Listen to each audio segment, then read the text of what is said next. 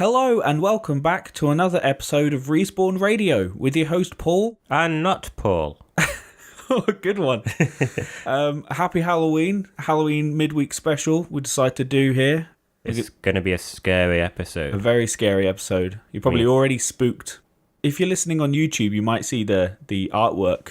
We usually have a nice picture that's done by my friend Jonsen at Jonsen CB of us just sitting at a desk with some microphones, but he's spiced up a little bit for today, a little Halloween edition. No, he's done really well, it looks. I really like it. You're Dracula. I am. And I'm Frankenstein. I gave him a choice. I said Frankenstein or the Mummy, whatever's easiest, and I guess that was easiest. Well, just wrapping you in a lid of cloth would take a lot more time than... Yeah. I mean, that's why I to be fair, he didn't really have to change much at this point anyway. Yeah, I'm basically dead on the inside. Yeah, so no, you look like you're just amalgamations, different body parts. Thanks. Yeah. Yeah, I was made in a factory. Ironically, you look like somebody who has been in the Saw games and all the body parts have been stitched back together. Oh, that's topical. Yeah. All right, so today we're going to be talking about the first 3 Saw films. Saw 1, 2004, Saw 2 the next year, and Saw 3 the year after that. I don't know. You can't really call it a trilogy at this point, can you, with 8 movies total? I wonder if it started off as a trilogy. Because originally how Saw started was it was a student film, like a short film that he did in uni, and then he took that premise and made proper film, feature length out of it. So I'm wondering, I mean, obviously when he was in uni, he didn't think he'd make like 20 billion films. Is it the same writer for all of them? Definitely 100% no, he wrote the first 2. I don't know about the third one. Yeah, because you said the guy who directed it or wrote it plays as Adam. He's one of the main characters, but I know it's not the director at the very least, because he's the one he's an Asian fella. I forget his name. I think it's James Wan, and he's the one that's directed that new Aquaman movie. Is he the one that did it? James Wan. He would be the one. Yeah. Fuck me. Anyway. It is a really good movie. Honestly, I avoided these movies for years and years just because I'm not gonna lie here. I'm a bit of a pussy. Like when it comes to horror movies, I hate them. I can't stand gore. It doesn't surprise me, and I don't mean that as like an insult. I'd imagine you didn't like horror films or gore. Or... Oh, I love comedy. I love to laugh, so I love comedy. It's like you look at my Netflix history, and it's all stand-up comedy. I love a good horror, but I hate like jump scare horror. I just think they're boring. With this one, like the first one at least, and most of the second one, they were like genuinely quite interesting psychological thrillers. Well, you think Saw, and you think body parts being cut off, and like horrific graphic madness and all that shit. The first one doesn't have any of that. Yeah, there's like hardly any blood in it at all. There's barely. I mean, there's a lot of blood on the floor. Well, I mean, there's like like gore. Yeah. But the only horrific part is at the end where he's cutting off his leg. And even you then... don't see it. You see his face. Well, you see him go to cut off his leg, but you never actually see him cut off the leg. You see him start to push it in and like the fake blood squeezes out. Like you don't see him actually cutting into any flesh. It's more the saw on the skin with some blood coming underneath it. The gore and whatnot wasn't the important thing. It was a situation they're in. That's they were put in a situation where, you know, claustrophobia and paranoia takes over because... Like, there's so many twists and turns in this movie. I want to say that they don't know each other, but the twist is that one of them actually does know the other one really well. Yeah, one of them is like a photographer, stalker type. Like, who was hired by someone else that comes in flashbacks. But before we dive into that, the movie starts off, there's 2 guys in a room on opposite sides, chained to the walls, and there's a dead body in the middle of the floor. Now, he was so unimportant, I completely forgot about him for the entire movie, and it turns out at the end of the film, he's like the most significant part of it. Yeah. Honestly, I love being surprised by movies. Sometimes I think I'm an idiot that I didn't see it coming, but it's because they throw so much shit at you. Well, that's the thing. Because he's the only unexplained victim in the whole film. Yeah, the twists in these films are actually quite clever because they're told to you, and they're believable, and there are hints throughout the whole film. And then there's a load of like red herrings for like other twists that don't go anywhere. The guy behind all of this to start with, we might as well talk about him. He's called John, also known as Jigsaw. Yeah. And he makes a point of saying, I didn't call myself that, the press did. It's John Kramer or Kramer. Something like that, yeah. And he's an amazing actor. He's fantastic. He's got a good voice as well. Like his whole like, I want to play a game thing is... Yeah. It's good. For the first film, at least, he doesn't show his face at all. He just appears. Yeah. He appears not even to the main. Hold your horses there, Ralph. He appears not to the main characters, weirdly, but in flashbacks, sort of establishing What's going on? the serial killer sort of pathway he's been going on. There's like a B story with some policemen and whatnot who are like chasing him down, and he only ever sort of like appears on like camera on like tapes that he gives to his victims as sort of like a puppet. Like it looks sort of like it's designed to look like a porcelain doll, but it's like I'm pretty sure it's wooden, and it's got like a little flappy mouth and rides on a tricycle. For somehow. some reason. I don't know. He doesn't do this in this film though, but it's in the later films. But they introduced the. Pretty sure he is on a tricycle in the first one, isn't he? Maybe in a flashback, but not in the room. Oh yeah. In the flashback, that's what I mean. Yeah. What I'm saying is the puppet, nor actual Jigsaw himself, appear. Oh, the puppet's just like an avatar of his. Yeah, essentially, yeah. So he appears as the puppet with a voice filter to make himself sound like Batman. So we dub him with this voice. I'll be happy with that, to be fair. Batman just picking up his victims, going, "Do you want to play a game? Want to play a game, Joker?" He always cuts out like a little flesh, like jigsaw-shaped piece from his victims. Which is why they call him the Jigsaw Killer. And the reason he does that is he targets people who have got something missing in their lives. Yeah, like people who don't appreciate being alive. Because we found out later that the Jigsaw character is actually dying of cancer. Yeah, they explain this more in the second and third film. They go into a little bit more detail. He's a cancer patient and gets to the point where he tries to kill himself. Yeah. And he can't. He fails. From there, he's like driven to. Well, he appreciates life so much that he wants other people to appreciate life. So he takes people who aren't appreciating life and puts them in a situation where they'd have to really fight for their lives. Yeah. So I think it's in is it the second or the first one? The barbed wire.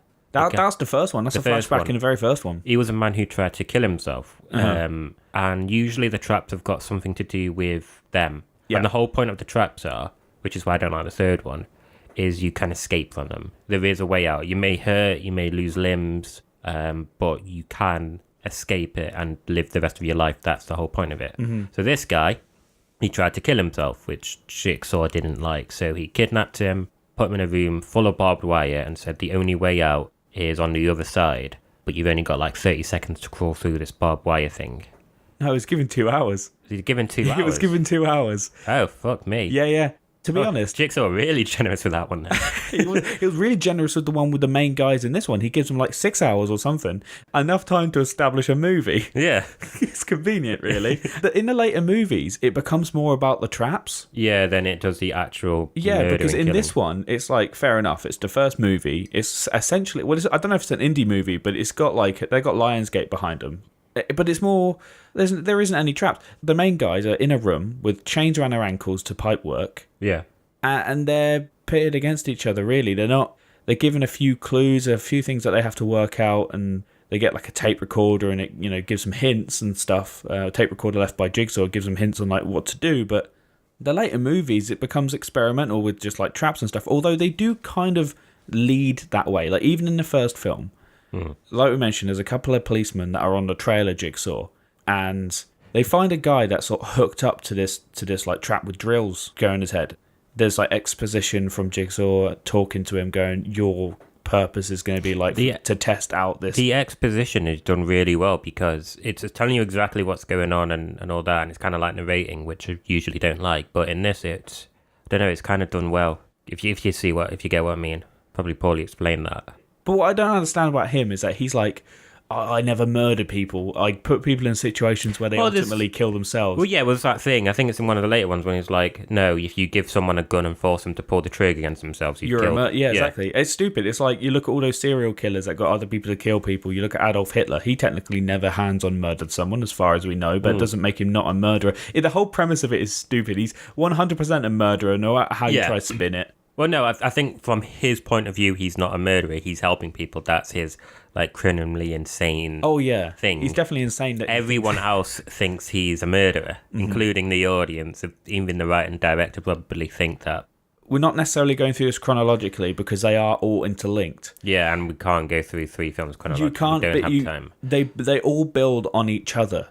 So, well, the first 2 do. So one of the flashbacks, because the film does a lot of flashbacks with various killings, and the few that they do is There's called this woman, Amanda. She's a heroin addict. yeah. She's a drug like abuser, and she has this giant metal like helmet on that I think It's called the reverse bear trap. Yeah. After a while, it opens itself up against your skull, so your whole skull just. There's a little thing in her mouth. It rips her jaw down. Oh, and what she has to do is cut the key out of someone who turns out to still be alive. It's in his stomach. Yeah.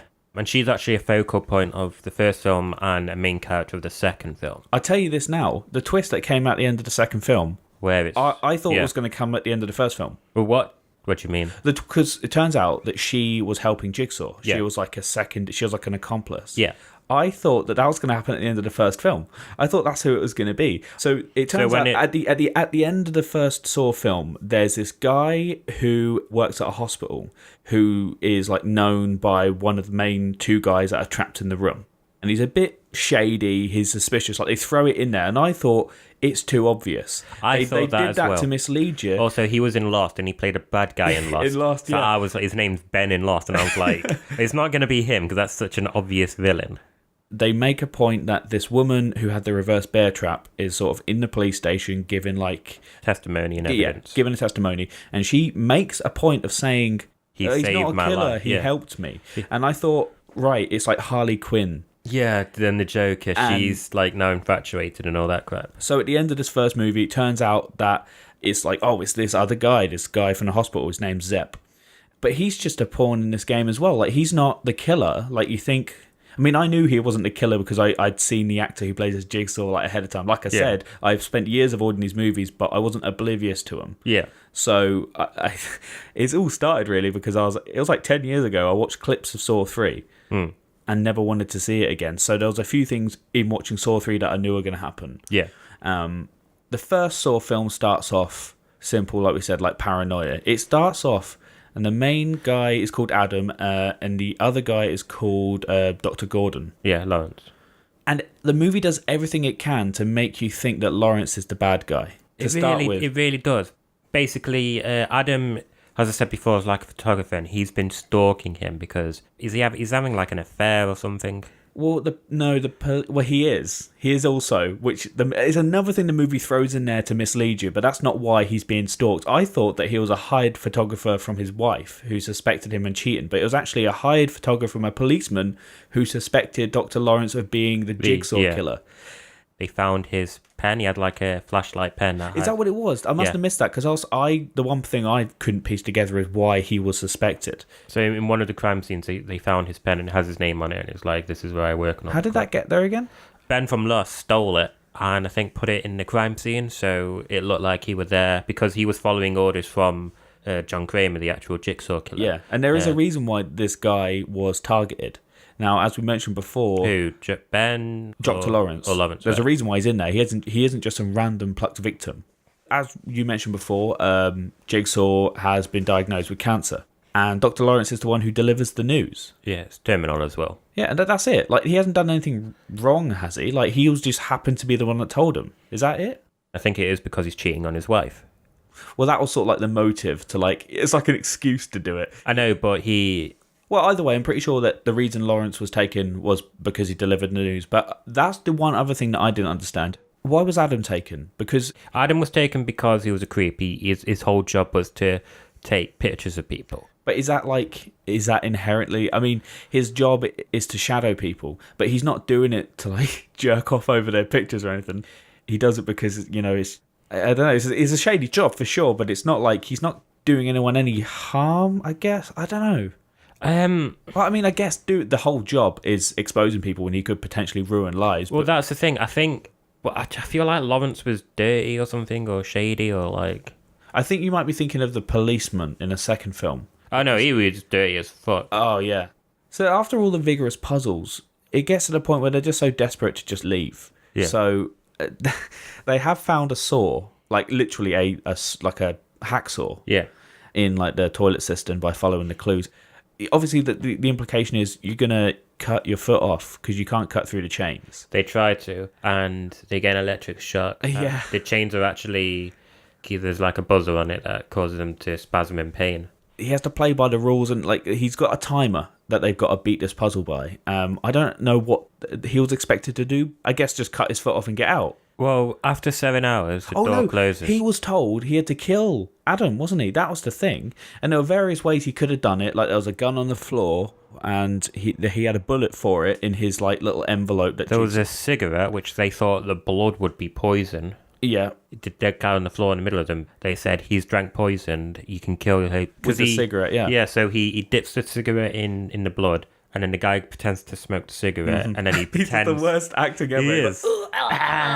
And then he gets that back to life because he's not actually dead. After the guy cuts his foot off. The thing is, when he realises that it was his fault, Adam was hired to take photographs of Lawrence. Mm-hmm. I think that's actually his motivation to kill him, but he forgives him. But at the end of it, he succumbs to, like, I've got to get out of here, my family are going to be killed. Ben from Lost basically progresses the plot on a bit, and he's got his family kidnapped. But meanwhile, the policeman that is after him interrupts the game, so to speak. He finds him, and he, like, wrestles him, and... The black policeman was actually played by Danny Glover, who is too old for this shit. I don't know who he is. You never seen what's it called now, with Mel Gibson, Lethal Weapon? No, never seen Danny Glover. When you said that, I thought you said Donald Glover for a second. I was thinking, wow, he's like Benjamin Button. No, Danny Glover. Doctor saws his foot off and gets out, and the savage part is, by that point, the daughter and his wife had escaped successfully anyway. Yeah, but he never would have got out without that. Well, we know that now, but like obviously, when the first films just come out, you don't know what's going to happen. I assumed he got away safely. Now, by the end of the third Saw film, a lot of the characters from the previous movies had sort of been followed up on. A lot of plots get tied up, so to speak. The only person we don't see after he escapes the room with one foot is Dr. Lawrence. Now, it would not surprise me if he came back in a later film and it turned out that, you know, he had like bought into Jigsaw's bullshit, or it was even the copycat killer like you've mentioned in the next films, or he just died. Because in the third film, there's a flashback with Adam, because he gets left in the room on his own at the end of the first film. In the second film, it ends in that room. Yeah, he finds his corpse, and he's there, he's dead. Yeah, and he's like rotten. So it's like, what's the time span between Saw 1 and 2? Like, how much time has passed? Enough to have a body that's... Like a year or... It's got to be a few years. A few years, yeah. Anyway, so I guess I couldn't get the actor who played as Gordon for any of the flashbacks, because the guy who plays as Adam was in a flashback at the end of the third movie, and... Well, like you said, he was heavily involved in the actual production of the movie, so I guess it was just easy to get him back on set anyway. You mean the writer? Yeah, the one who created it. Exactly, yeah. It was easy for himself to come they back. made it very prominent that the camera was avoiding the angle of the room where Dr. Lawrence would have been sitting. Like, it was like really trying to avoid that part of the disused shower room or whatever it is that they're in. You know what I was thinking when I was watching this? I was thinking, you know the people that make like Heavy Rain and Detroit Become Human? Yeah. If the guys who were not now because they've gone bankrupt, but the people that make Telltale games, if they'd done a Saw game, I reckon that probably could have been pretty cool. Maybe. I guess they did Game of Thrones. I'm thinking more of the puzzle aspect and finding things and piecing clues together, as opposed to the final destinations and avoiding deaths. So you'd be like the police officer? You won't know. You would be the guys that are in the room. Oh, piecing together to try and... Yeah, you know, like how they smash open the wall, they find things, and they get they get their jacket because he's like trying to grab the tape recorder and stuff. We should probably go on to the second film. Yep. The second film starts off with a guy with what's known as a death mask on his head, and he's sort of the lead-in to push the plot for the main character. He's just an excuse to kill someone. Yeah, which I can appreciate. So the main guy is a policeman, and he's called Eric. Yep. And the whole movie I was thinking, he looks like Mark Wahlberg. He does. And at the end of the film, the credit comes up, Donnie Wahlberg. And I'm like, well, that's convenient, isn't it? He was in a TV show in like 2006 or something. I think it's called like Kill Point or something like that. Anyway, he plays a police officer. Oh, God. And John Kramer's in it, and he plays a serial killer. For God's sake. This is brilliant. But yeah. All right. So this policeman's a complete dickhead. Yep. He's got a son who's also a little knobhead. Keeps getting in trouble with police. They're both dicks. He's a very corrupt cop. He is not above planting evidence. But you don't find that until later on. But you kind of feel bad for him because he's going through like a divorce. Going through a divorce, his son hates him. His son is just like a juvenile who's acting out. But we do see him beat up people. We see him beat up criminals. Yeah, he's very handsy. The whole plot is his son wakes up and he's in a house, like in a room and in like a house with other people. There's like 6 other people there. Yeah, and they find out that they've all been arrested at one point or another, but not just been arrested, not had a history in prison. They've all been framed by this kid's dad. And Amanda from the first film is there as well. She's been kidnapped again. Yeah. Well, I mean, you think, but like we've established, she's like an accomplice. And I knew this the whole time. Going in, I was like, all right, she's definitely 100% in on it, because the house is like having poison gas pumped into it slowly. And they've got to go through these rigorous sort of puzzles to find antidotes. Yeah. It's like Extreme Crystal Maze or something. It's like they've got the best episode there would ever be. It's like that one guy's got to get into an oven, and it's that's it's savage. But each trap is for a specific person. So the guy who gets into the oven, he burnt down like a children's nursery or something. Like he's an arsonist, and it's like a pit of heroin. Oh yeah, a pit of heroin needles. Now here's the thing, that the guy who was intended that was for, obviously he didn't go in because he's a pussy. He grabs Amanda and throws her in because like she's an ex-heroin addict. So I guess, well, he probably did it because he's a coward. But I thought that he did it because he thinks, well, she's had it before, so she'll probably be used to it. No, he did that because he was a dick. And that was the worst. For me, that's the worst. I hate needles. Hate needles. It was pretty nasty. Couldn't watch that bit. The worst trap in this one for me was the hands one. Where she put her hands in. She put her hand. So this woman, there's like it's the most obvious don't fuck around with me trap ever. The poison makes them more and more dopey. So as they're going along, they're getting more drowsy and they're not thinking straight and they can't really do much. It looks like she's drunk, essentially, by this point, because it's been so long. Yeah, well, there's like a giant glass box, and it's got 2 circles underneath it that have got, like, blades going around. Like, so you push your hand up from the bottom, and the blades sort of let your hand in, but then if you try pull, it's like a Chinese finger trap for your wrists. Yeah, you pull it down. And it's like, if you yanked your hands down, it'll probably chop your hands off. Yeah. But at the very least, it's like cutting her wrist. Now, she stuck one hand in. She could have just used the other hand to... So I was going to say, if she put the other hand underneath and pushed the blades up, she might have been able to let her hand down.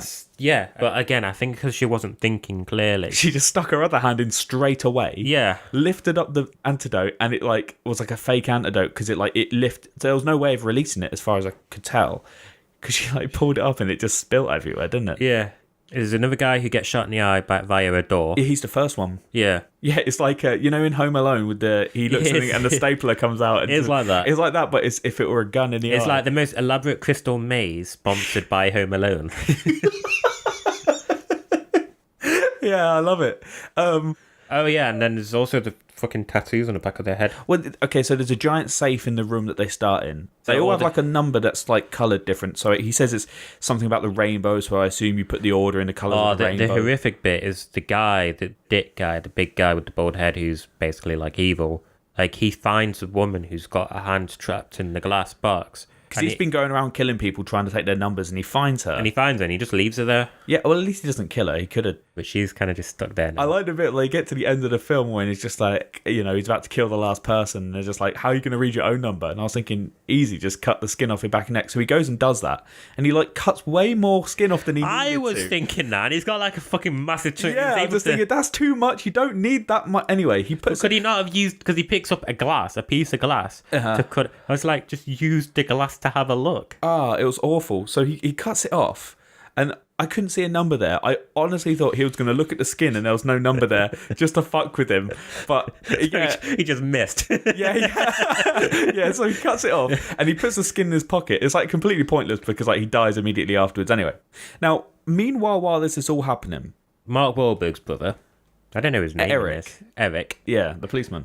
Yeah, the policeman Eric. He's actually got Jigsaw there. He's infiltrated like the base. He's found where Jigsaw is, like physically, where he is. This is what I love about this film, because the first film he like wasn't in it at all until the very end for like a couple of seconds. We didn't even mention that, by the way. The guy that was in the middle of the room at the beginning was Jigsaw. Like right at the end, after Lawrence like hobbles away, he stands up and reveals that it's a rubber wound on his head.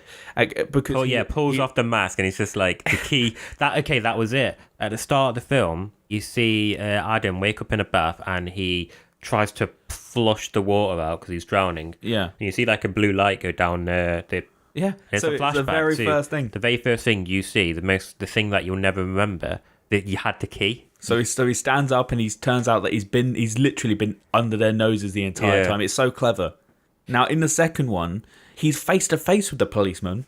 He tells Eric, all you need to do is wait the 2 hours. And you'll find your son safe and sound. Yeah, that's all he tells him, but he's watching this video unfold. There's like a video feed in the room, and there's a bunch of, like a whole SWAT team comes in. They find him. He gets there, and the whole aim is, it turns out that Jigsaw's testing him. Yeah. And he's testing, can a policeman just basically do his job right? Because he's always finding a way to cut corners, to cheat, to brutalise suspects. So all he needed to have done is wait. To win is to just wait it out. Literally do nothing. But he's watching the feed of the house of his child being harassed and potentially murdered. Yeah, and all of these other people as well. Because he's stuck in a room with criminals. He's locked away. By the end of it, he's had enough. It's up to the part where they're all trapped in like a room together, and it looks like his son's about to die. And he beats up Jigsaw, he beats up John, gets a location of where it is, and he goes there himself. Well, he goes, all right, I'll go, but you can come with me, but only you. Yeah. So he presses a button, and like the whole sort of end of the room that he's in, turns out it's like an elevator, and it goes down, and they get in a car and go away. But I don't understand why he doesn't phone any of the other people. Like, there's this police woman that's with him that quite cleverly was in the first film in a very small flashback and plays quite a decent portion of like his partner in this second film. And like there are some plots. I think it's because he just wasn't thinking clearly. Because you were either that or you didn't get any. But what happened to all the policemen that are outside the building? I don't know how he managed to. Because there's no way the police would have let him just. Because they had some people on the inside, but they didn't all come inside, did they? They did leave some people outside guarding the building. That's what I mean. He snuck him out. Does Jigsaw have his drip? Because he's got cancer and he's got like a water drip. Like you don't see that in the car. I don't think he had his drip. I don't. Anyway. Anyway, so he's in there. He escapes with him, and he takes him to the house. Yeah. And he gets there, and it's just so fucking clever. Like, I did not see this coming at all. Neither did I. When he was good. The film cuts what's happening between the kid in the house and the policeman interrogating Jigsaw, like, interlinked throughout the entire film. So you think it's happening at the same time chronologically, but it turns out everything that happened in the house with this kid and the puzzles and the death traps, that's all pre-recorded. This feed that the policemen are watching inside the place where they find Jigsaw is actually a VHS tape that's playing from the house. So how long before was it? Like, it must be a few days? Probably a few days, yeah. Because no one's, degraded that much. Because the policemen find the source of the video lead, and it takes them to a house that's like a fake house. Yeah. And so the house that Eric and Jigsaw have gone to is like completely different place. No one knows where he is. Yeah. He's fucked himself. So he gets in there and he goes down to the basement, which is where you see his son, because the only people that survive is the son and Amanda, of course, because she's in on it. He gets there and they get into the cellar, and it's the cellar from the first film that the whole first film was set in. Mm. And you see the corpses, and Adam never got away. Adam never got away. You see he's dead or half his skeleton. Rotting, and you see the foot of Adam. And then you see the freshly killed, well, not fresh, like a few days old, killed dead body of the big beefy guy who was involved in the traps, who cut the skin off the back of his neck. His son's not there. But the pig mask is. The woman. As soon as I saw the pig mask and the thing, I thought, right, that's the mask that Zepp was wearing in the first film. It seems to always be the mask that's worn by the accomplice. And then she jumps out and stabs him with a syringe, and he wakes up, the poor fucker, in exactly the same situation that the two first guys in the first movie found themselves in. His leg is basically stuck. And he's given a saw.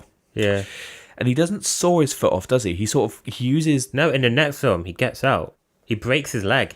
Yeah, at the end of the first movie, Zepp comes in to kill Lawrence and Adam. But Adam grabs, the lid of the toilet cistern and beats him to death with it. And I love that bit because it's that has the most worst stock sound effects ever, psh, psh, psh, proper Indiana Jones punching sound effects. Back to the current time, Eric takes the broken piece of this cistern and breaks his ankle with it, like to the point that, I don't know, like so he can fold his foot to get it through the chain. Because the beginning of Saw 3... No, it ends with her shutting the door on him when he's trapped in. Yeah, and he's screaming. He breaks his leg in the third film. Right. The second film also ends. There's a safe in the room that John and Eric were in. And once the timer runs out... I thought the whole house was going to explode. Yeah, everyone thought the house was going to explode.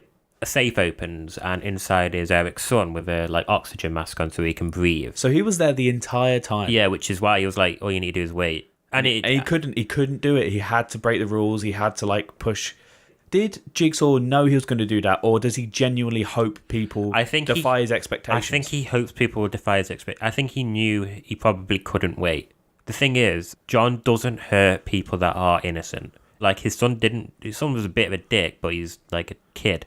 He was never going to actually let his son die. Why did Amanda, aside from to mislead the audience, why did Amanda need to be in the house with them at all? I think she was put in there just to make sure that he doesn't die. Because imagine if he did die, then he had nothing to do with Eric. He wouldn't have a game for him. Good point. And that's the last good Saw film. So after that, we go to Saw 3. We get on Saw 3. And Saw 3 isn't good. Saw 3 is where it all changed. The reason why I like Saw 1 and 2 is the person that he kidnaps has got a way out and he kidnaps people for a reason. Mm-hmm. In Saw 3, they throw all that away. There's a woman who's got a trap in her that she can't escape from. That does play into it, because those are traps that Jigsaw didn't design. Amanda designed them. Amanda designed them, and that's the whole point. But that's no fun. Okay, that's true. But the whole point is Jigsaw doesn't like that about her, and the big test in that one is, a bit as a twist, was actually for her. Like, he was testing her resolve. Okay, so these twists in these films are stupid because I worked out the twist in the first 10 minutes, but didn't realise I worked out the twist. I thought that was told to us, and then at the end... Which twist was that? So, when it turned out... So, the guy that's going through the house, and he's trying to get to his wife... Yeah. We find out later on that that's his wife. That's the twist. Right, the surgeon was his wife. Yeah. Now, I thought after the first 10 minutes that it was established that was his wife. I didn't know and that. And then I did. So when it went, and it's your wife, and he was like, well, yeah, you'd already told us. I didn't realise that it wasn't, that was the twist. Okay. That annoyed the hell out of me. Let's get back on track, because obviously this is a whole new movie, so we got it started. So the first two movies, generally quite good psychological thrillers. Now this was like a shock movie. This was gore porn. How much blood, death, and killing can we put in? This was just like, how unpleasant can we make it? It starts off with a flashback with Eric where he breaks his foot. So it literally it starts off right where the second one ends. Yeah. And then it goes to another character, and he does that flashback kind of didn't need to be at the beginning of the film. It's weird. The policewoman from the second film, she had quite prominent screen time, and again, she was in a very short flashback in the first film. So I like the consistency of having these people reoccurring. Now, she is obviously guilt-ridden because she thinks Eric, he just disappeared essentially, and he died, and Jigsaw got away. And she is at a murder scene, and there's this guy who was all chained up in a tiny room. And he's meant to pull the chains out. He's meant to pull the chains, so he's got a chain in his jaw, and his sides, and his wrists, and his feet, and it's pretty grim. But it goes on for far too long. It's the first time you see each individual hook rip through his skin, and the fake flesh ripping away. Yeah, and it's a bit grim. He gets to the jaw one, and he was like, "You're not gonna be able to get that through your jaw." But he does it somehow. He breaks it. He doesn't. He doesn't get it out of his jaw. Oh yeah, he doesn't, does he? Because they say that is he was never going to be able to get out. And the door of the room was welded shut anyway. So the policewoman's like, "Well, this isn't how Jigsaw operates. There's always a way out." Yeah. This is just murder. It's always murder, but this is like inescapable death. Yeah. What I found funny was that a bomb went off in the room and killed him, and there's pieces blown up. But 2 feet away from him is a TV with a VHS player, and you see the forensic people at the they goes, "Believe it or not, we got the tape out and it's unharmed." And I'm thinking, how the fuck did the videotape not get blown to smithereens as well? Because the bomb in there goes off. Yeah, the room's a wreck. It doesn't make any fucking sense. We've got the videotape. Thank God for plot. Yeah. She gets back and she watches it, and she gets kidnapped because she's on the trail of Jigsaw. Now, I hated this bit because I really liked this character. Yeah, she was a good character, and she had so much motivation from the second one. It's like they're trying to kill off everything that was good. Well, I wasn't. They're trying to kill off everything that's been established so they can focus on something everything new. that's good about the first two films dies in this film. So she gets put in this horrible. This is the trap that I hate. That was embedded in my mind for 10 years. That put me off watching Saw because it was so disgusting. Okay, so I think it's like the angel trap or something like that. So basically, it's got like a load of metal that's attached to her ribs. She needs to unlock it. And in front of her is it's like a beaker of acid. Then she needs to put a hand in it to get the key out. She's only got like a minute before the key dissolves. But a minute wouldn't matter. Yeah. After even a second, once that key is even slightly changed, it's not going to fit in the lock. That's how keys Doesn't work. matter. Yeah. What's weird is that she grabs the beaker with like both hands. Like she can get both her hands like right around the back of this beaker. I'm thinking, just pick up the beaker, tip it up a little bit, and pour the acid out. Yeah, just slightly enough so you don't drop the key out. But then put your hand in. But no, she sticks her hand right all the way in, and like it. her hand, even though her hand and like the nerves in her hand would probably be dead by now. Yeah, she gets it off, and it's a trap. Yeah, it's just a padlock that's unlocked, and it rips her. Oh, I don't want to. Her ribs out, and it just like her organs fall on the floor, and yeah. So now that we've killed off everything that's quote-unquote good about the previous two films, they introduce another guy, a new guy, and his name is... Who I don't like, by the way. I hate the main character. Jeff. You don't like him? Hate him. He's rude to his kid. Like, he's got a daughter, but he's, like, ignoring her because he's distraught over the death of his son. Now it's, like, 3 years ago. So it's like, for 3 years, he's been this fucking wreck. Yeah. At some point, I'm not being funny, and I know it's awful, but at some point you get over it.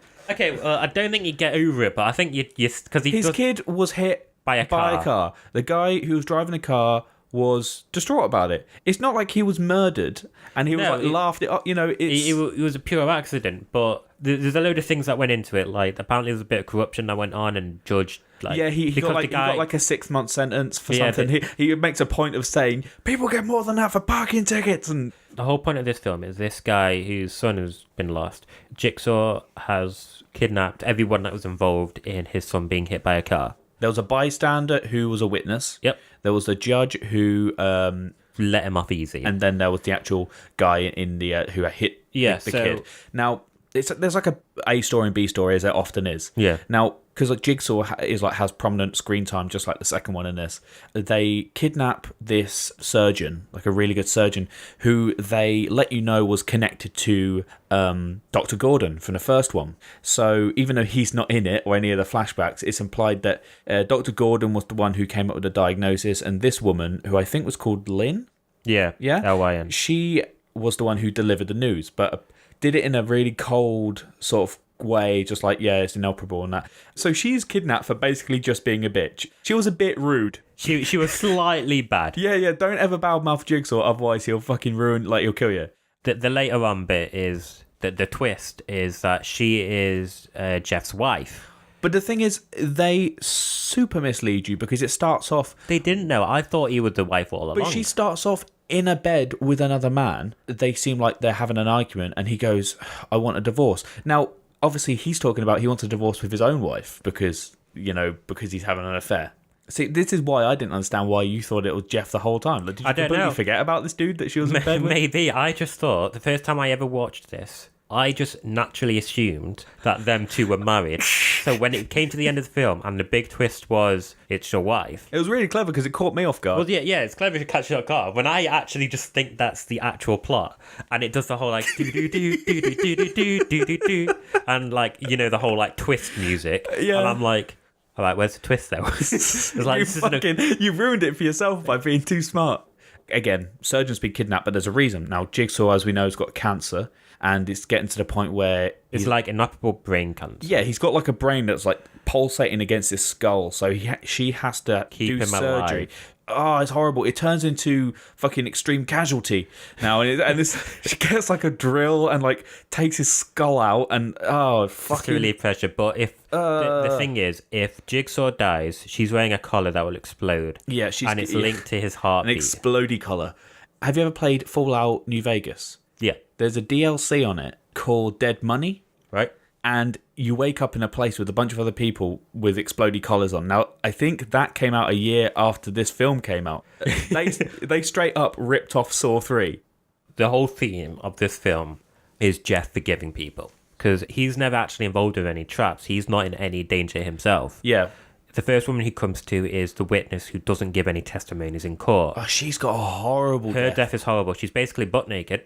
Mm-hmm. She's being sprayed with water. Well, she's hanging up in a freezer. Yeah, so... And she's already blue, so how has she not died of hypothermia already? I think she's pretty close, but I think it's the case... So she's getting sprayed with cold water, and then the cold water instantly freezes on her. Mm-hmm. And... He has to get this key, but he has to put himself in harm's way to get it. And it's like a balance of, why should I help this person who didn't? Well, he does, but the thing is, he does attempt to reach the key, but he can't, and... He turns around, she's already a popsicle. So he kind of moves on. Yeah. So and then he gets to the next one. Which is fucking grim. So it's the judge. He's chained in a swimming pool. Yeah, he's like at the bottom of a giant bucket. Yeah, so... and above him are, like, pigs. Like, dead pigs, not, like, live ones. But they show the fact that these pigs are, like, rotten and got maggots in. And they fall into, like, a meat grinder, and then they fall, and then from the meat grinder they go... Like, liquidized. Yeah. So he's, like, at the bottom of this bucket, and this bucket's being filled up by rotten pig guts. So he's going to drown to death in rotten pig guts. What Jeff needs to do is he kind of needs to let go of his son, because he's not. And Jigsaw's you know how you said earlier that after like 2-3 years you'd like you'll get over it. Jigsaw agrees with you, because what he needs to do is burn his children's toys to get to the key. And it does establish that he's like pretty upset, like because like the daughter wants to cuddle her brother's toys, and he's like snatching it off of her. Going, like, no, these are not for you. Yeah, I don't understand why he's such an asshole. Anyway, he does burn the toys, so he gets the judge out. He's like the only one he manages to save. Now they get to the last room, and it's with the guy who hit the kid. And it's the most horrendous trap. The trap is called the rack. Something like that. And it's this big wooden contraption. So he's already got... this guy who's in the trap has already got his feet and his hands nailed in. A bit crucifixion-y. And it's sick, because one by one rotates on a 360-degree axis each of his limbs around, so you see like his... Like, so his first arm goes, and his second arm goes, and his leg but you see like the muscle ripping and the bone splintering. It's horrible. It's fucking disgusting. Anyway, to get him out, all they need to do is get a key. Yeah. And it's a simple enough thing. It's basically a big glass box with a shotgun pointing at your face. And pull the key, bang. But you think the moment you touch the key, the gun's going to go off. But you find out that he actually pulls it. And it's only when you've taken the key off and let go of the cord, then the gun goes off. Yeah, because he killed the judge. The judge is like trying to get this guy out. And he's like, yeah, I got the key, he moves out of the way, and the gun goes off and blows the judge's head off. So the guy that he just rescued dies. And what I love about Jeff is that he has like no reaction to it whatsoever. He like sort of looks just like, all right, well, the guy dies. He gets his arms and legs and then eventually his head twists all the way around. Breaks his neck and dead. So this whole one is about like forgiveness, like you need to forgive the killer. The surgeon, by the way, she manages to stop Jigsaw dying, and quite a few times. She's a really good surgeon. She passes his test, and he's like to Amanda, "All right, take her collar off now." And she's like, "No." Amanda's like, "No," because she's like gone all paranoid, like because like there's a couple of moments where like Jigsaw, like he was seeing the light, like he was about to die, and flash back on his life to this blonde woman who presumably like he loved or something at some point in his life. You know, his brain is like oxygen deprived and he's hallucinating, so he thinks it's her. But Amanda watches this and she's like getting jealous. Her whole thing was Lynn. She had to just play along with Lynn, but she shoots Lynn. Yeah. At the end. Right as Jeff is getting there. As Jeff gets there, she shoots Lynn, and then he shoots Amanda. But he gets a gun from John. So the 80th millions twist in this film, because they just come one after the other, and none of them are good, is... But Lynn's not dead. The one with the collar on. Yeah, she's not dead. And John's like, I can call you an ambulance if you let me go. It could take 4 minutes and we'll get here. And it's just like, he's like, yeah, I forgive you. And then he picks up the buzzsaw that the woman used for the surgery, proper like slices his throat. As he's saying, I forgive you. And it's like, well, you don't. He undid all that character development he went through. And then, but the whole point is like twist, he's just like people don't change. Like Amanda's been saying this the whole time. People don't change. Yeah, like these things. But it's true. People don't change. She didn't change.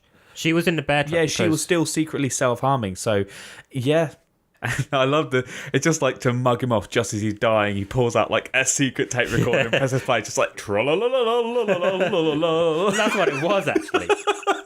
Like, so he played it and it's just like, yeah, well, you haven't changed. This was an insurance policy tape that I made. Lynn's dies. She gets her fucking head exploded. The door slams shut, and then it's revealed that the other kid, Jeff's daughter, the one that's been completely neglected for the last 3 years, is trapped, and like Jigsaw's the only one who knew where she was, and it's oh fuck. Like, no, I don't know if 4 takes off from this one or whether they leave it. I mean, kind of, but it does it imply that they all die? Because I'm assuming they all die. Oh god, yeah, they all die. Yeah, so the girl's left in this cell essentially to starve to death. Yeah. So that is it. That's the Saw trilogy, kind of, not including like the other 20 million films. That we'll do that. It's like American Pie, where 1, 2, 3 were linked. What were your favourite out of the 3? The first one. I think the second one's my favourite, and it kind of raised the stakes. We'll probably do Saw 4, 5, and 6 next Halloween. Maybe next. I mean, maybe if we can do it between and like. I don't know. Would you want to make it a Halloween thing? Halloween special, yeah. All right, we'll do it. We'll save it for next year then. Happy Halloween. Happy Halloween. Don't get kidnapped. Good advice.